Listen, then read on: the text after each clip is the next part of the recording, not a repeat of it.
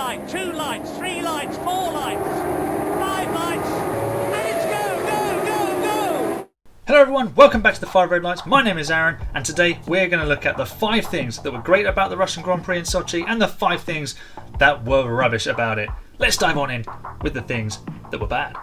So the Russian Grand Prix was actually so good that I've actually only been able to come up with 4 things that kind of sucked about it. And the first thing I'm going to kick off with was AlphaTauri's struggles. Now, they've been pretty strong all season. They didn't get any points in Monza, and then they didn't get any points in Sochi either.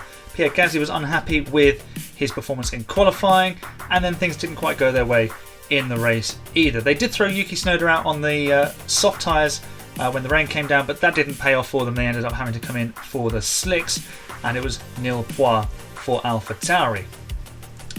Next up is Valtteri Bottas' defence against Max Verstappen and then his subsequent progress through the field. Now, I spoke about AlphaTauri's struggles, but Pierre Gasly did have Valtteri behind him for much of the first stint.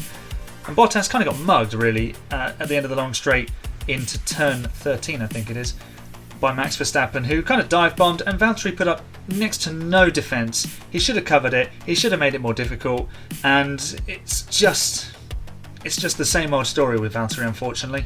My next thing that was bad about the Russian Grand Prix was Red Bull negating Max Verstappen's Monza penalty. Of course, he carried a 3-place grid penalty from Monza and the collision with Lewis Hamilton, but Red Bull then took the power unit penalty, which they were probably going to do anyway. Now, what I kind of dislike is the fact that they've taken away a penalty that was given to them for something completely different. Is this fair? They haven't broken any rules. There's no regulation preventing it, but maybe this is something that the FIA need to look at, because drivers and teams could just torpedo these stewards penalties that carry over from race to race and then just sort of make a mockery of it and then have a free engine, so they end up getting a bit of a benefit further down the line, which isn't really in the spirit of racing. Let me know what you think. And the worst thing about the Russian Grand Prix was Lando Norris losing the win in the manner that he did.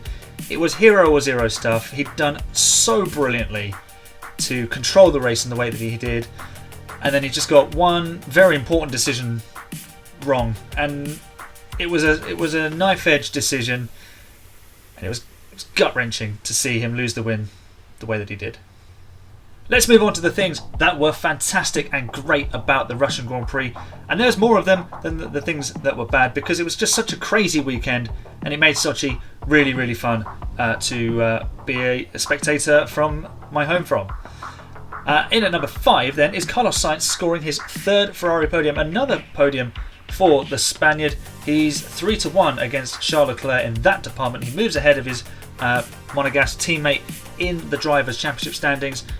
And Carlos, he seems to be underrated, but he's very much a top-class performer. Give that boy a car that can win races and championships, and he will deliver. Number 4 of the things that were great about the Russian Grand Prix was the weather, mixing up qualifying and the last few race laps. Gosh, we thought we were going to get rained off on Saturday. I had nightmares of another Spa weekend, and it was just terrifying. But it mixed everything up brilliantly, and then we had a fantastic climax to qualifying with some drivers getting on the softs earlier, and it had George Russell on soft tyres in 3rd, Carlos Sainz getting a front row start, and Lando Norris taking his maiden pole position. And then it spiced up the last few race laps as well, which, you know, maybe Bernie's sprinkler system wasn't such a bad idea after all. Number 3 is Max Verstappen's recovery, starting from the very back of the grid. Yes, you can overtake around Sochi if you can stay close enough in the final sector with the DRS, but for him to get from last to 2nd, I think that was even beyond his and Red Bull's wildest aspirations. But what a recovery drive it was. Got lucky a little bit with the rain, but you do make your own luck in Formula 1 and in sport in general, and he took advantage of it to bag that very important 2nd position. In at number 2, and some might think this should be number 1, but Lewis Hamilton took his 100th Grand Prix victory. Just a staggering achievement. Outstanding. Will anyone ever reach that as well? We didn't think Schumacher's record of 91 would ever be broken, but Lewis has done it within a decade, and yeah, it's just incredible. Absolutely mind-boggling. And the very best thing about the Russian Grand Prix was Lando's emergence as a leading driver. Now, he's been absolutely stupendous all season, but he's not really had his chance at the front of a race. He was in second behind Daniel Ricciardo in Monza, but this was his moment to be the man in control of the race, and he handled that pressure brilliantly. He took on the mantle, he had it under control, and without the rain, that win was his. Lewis wasn't getting past. It would have taken a big mistake from Lando to let him into DRS range, and Lando wasn't about to do it. The rain came, he did lose the win in horrible circumstances, but that win is on the way, Lando. Keep strong, my friend, and it will be yours very, very soon. So there you go, there are the things that were great and that were bad about the Russian Grand Prix. Let me know what you think about the penalty situation, whether teams should have to carry over a grid penalty, should they take an engine penalty instead and the grid penalty moves to the next race, whether that's fair or not, or if they should just be allowed to take the 20 places and then move on from there.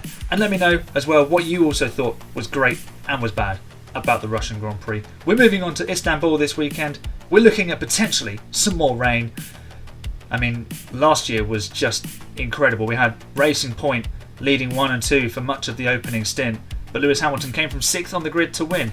It could be a massive, massive race in the race for the championship. That's all for today. My name is Aaron. This has been the 5 Red Lights, and when the 5 Red Lights go out in Istanbul, I will see you next time.